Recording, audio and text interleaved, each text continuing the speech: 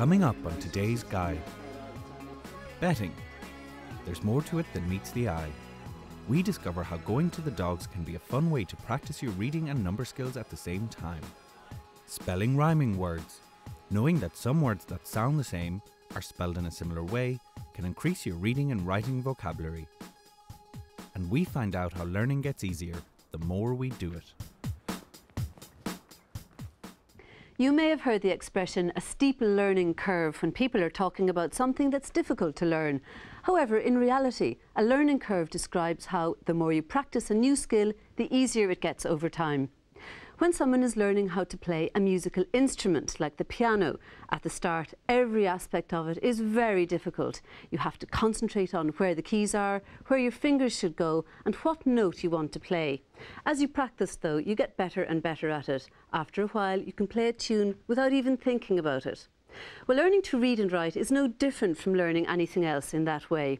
So if you've just started back to learning, here's a piece that you might find encouraging. It explains how learning will get easier over time.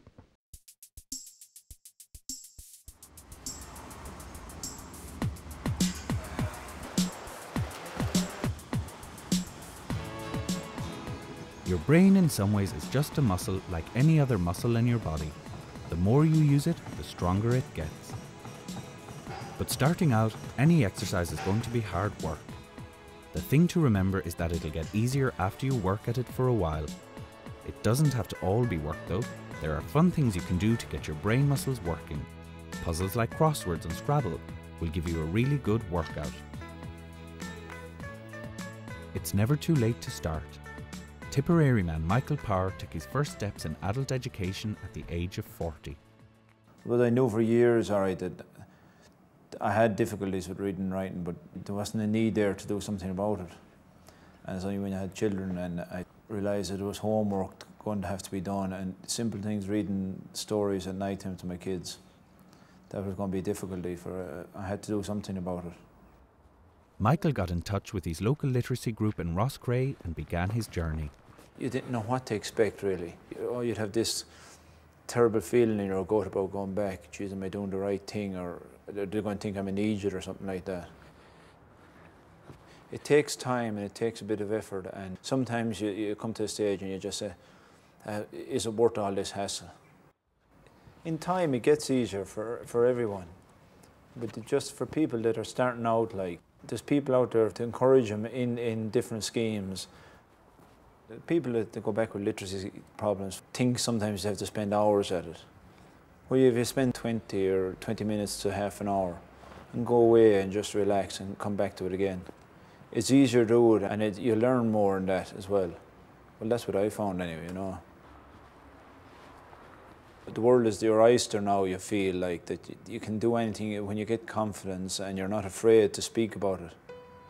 It's a fantastic experience. Well, I've done my Leaving Cert Maths and English and my Junior Cert, and computers as well, something that I had no knowledge of. I remember walking down the street in Neenah, and there was youngsters, 17 and 18, and they were looking at their Leaving Cert paper, and I was able to pull out the same paper. And there was I, and I was 40 years of age. It was fantastic. They looked at me as a student at the time, and that was the beauty of it. And I think the more you do and the more you progress in it, the more confidence you get. The greatest achievement I suppose I had was when, after finishing my Leaving Cert Maths, I have a daughter, she started in the first year, and she was struggling with algebra, which is something I knew nothing about 12 months prior to that. I remember one evening sitting down for an hour helping her, and she said, "Shani, Daddy, you should be teaching inside in school, you're better than the teachers." That's what it was all about, to go back and to be able to help them. And that was the start of it, and it gave me great encouragement to keep going on, and I still remember that. You meet the brick wall, but it's to keep going, because when you get over that wall, it's fantastic. Life began at 40 for me anyway.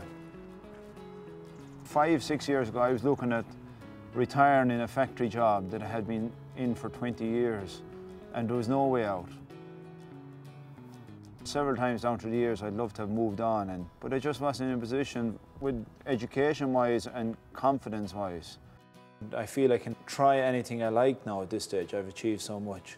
I'm not afraid or ashamed of what I am or what I didn't achieve when I was a young lad. So I feel I just want to try as much as I can before I get too old. In the next 10, 20 years, I definitely will fulfill a lot of ambitions that were only dreams one time. But now they can become very real.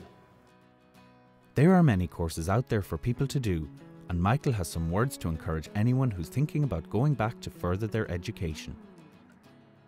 I couldn't encourage people enough to come on board, and people with problems. Don't be afraid to go up and ask for help.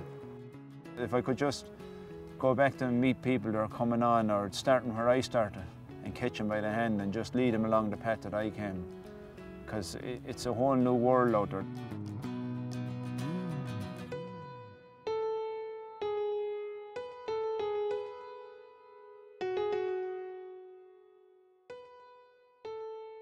Well, joining me today are Michael Power, who, as we just saw, returned to learning 4 years ago, and we're also joined by Noel O'Dwyer, who's the Adult Literacy Organiser with County Wicklow VEC in Blessington.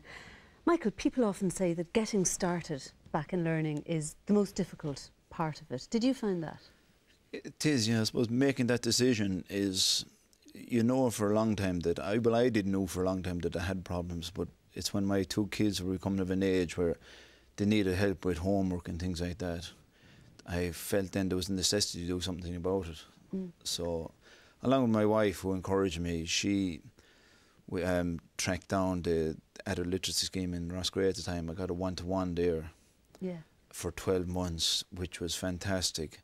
It helped me along in conjunction with my job. I worked in a factory and I was a shop steward, but taking notes was never an issue because I designate somebody to come in and take notes for me. Good shop steward. Yes, my job is to designate, so I've done that job very well. You must have been keeping a lot of stuff in your head as well. I'd retain everything, and when I started the one-to-one, that was the first thing we done.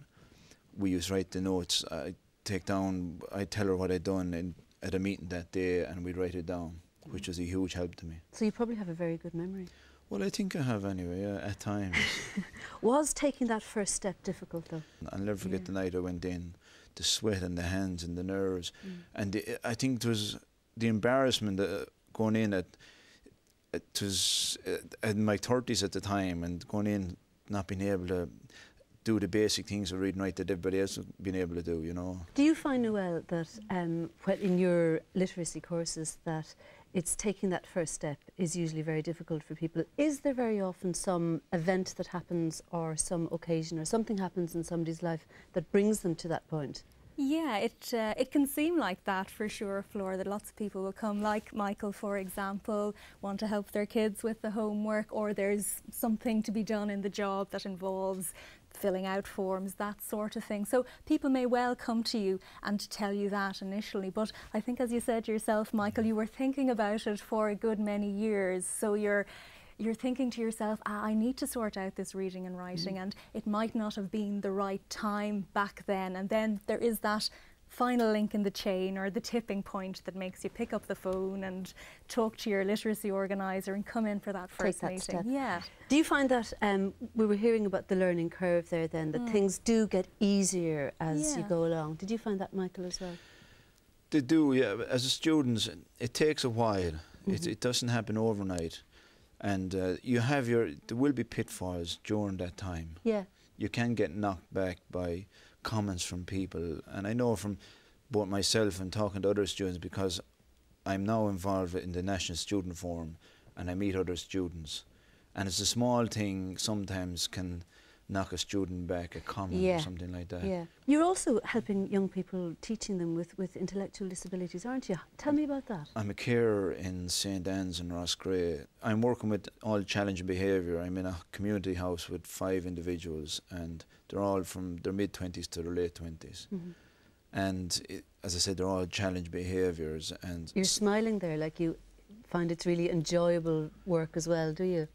Yeah, it's a challenge, as I said, and I'm working with a great crew. There's everybody knows where I've come from in the past, and they're great support to me. I don't know where you get the time, but you also play music, don't you? You play the tuba. I'm a tuba. When did that start? Oh, that's many, many years ago. And why the tuba? It's an unusual one to pick. It is, well, it was picked for me. Right. I was, I suppose I was a big lad when I first started as a teenager, and you could carry it. I could carry it, correct and right. The biggest instrument in the band, and yeah, that was something. The local band were reforming back many years ago, and a neighbour of ours was heavily involved and asked me would I like to join and give me the tube, and I spent, I suppose, 25 years in the band, and it was what I grew up with, practicing once or twice a week, and again that was a learning difficulty at the time for me. My reading skills would have been poorish, but there's one thing, there was a difference to reading and writing as into learning to read music. Why? So it was easy, because there was dots, you had to learn what the dots were. Okay, and you found that easier? Yes, once I knew what they were, but then I had the difficulty for years when if there was a piece of music, I'd know if it began with a B or a C, and you'd have a fair idea how it looked. It came in time, and as I said, when the longer I spent at it, the more interested I got at it, I suppose. Yeah. And the more interest you have in a thing, the more you'll work at it. Noelle, do you find that with your students that sometimes in the beginning learning to concentrate is new and is difficult? It certainly is, I think, for all adults, for all adult learners, because we've so much else going on. We've got family, we've got work, and concentration really is focusing all of your attention on one thing for a period of time. So you train your brain to do that. How do adult literacy groups learn to train their brains then like that? Well, typically what would happen, particularly in one-to-one, is that you chunk the learning so that you may well have activities that starting off might last no longer than 10-15 minutes, and then one piece of learning builds on the other, almost like the good builder that will build the foundations, and then you have your straight walls the rest of the way up, so that you chunk your activities that way, and that you appeal to people's learning styles. You're dead right in what you say, because the person that comes in looking to spell, if they can go away spelling one word, they're happy. Next day, if they can spell 2 words, you say build on it. Yeah. And that's motivation in itself. Yeah. If you can, like I find if I can go away and I'm able to write a sentence, like one thing motivated me. I remember in my job that I used to have to leave notes for the guy that was coming in the night shift, and I came away from my class one time and I was have to learn to write 2 or 3 lines, and I was able to write that out, and I knew every word was right and spelled right. And that was motivation. Yeah. Brilliant feeling. Yeah. Well, when it comes to learning, the brain loves rhythm and rhymes. For example, it's easier to remember a rhyming poem than a regular piece of text. Now we'll see how rhyming words can improve your spelling.